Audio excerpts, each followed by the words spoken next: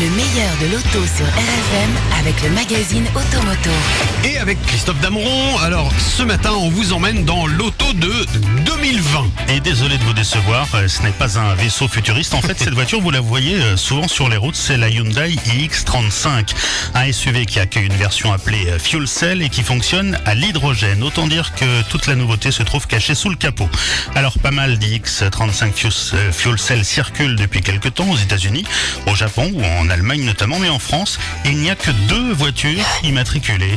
Elles appartiennent à l'entreprise Air Liquide, basée près de Grenoble, qui produit son propre carburant. Pourquoi 2 voitures seulement ? Tout simplement parce que les pouvoirs publics ont donné priorité à l'électrique et mettent en avant des problèmes de sécurité pour le ravitaillement. Il y a aussi évidemment le lobbying des pétroliers qui ne voient pas d'un très bon œil cette concurrence.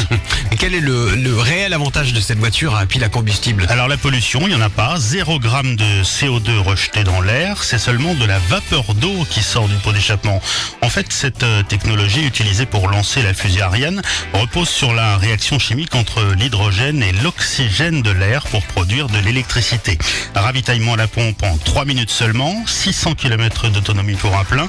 À conduire, cette version Fuel Cell du SUV Hyundai est similaire à la version à moteur thermique, mais sans un bruit. Reste un écueil, le coût de fabrication. Si elle était vendue, cette iX35 vaudrait au bas mot 150 000 € pièce, impensable.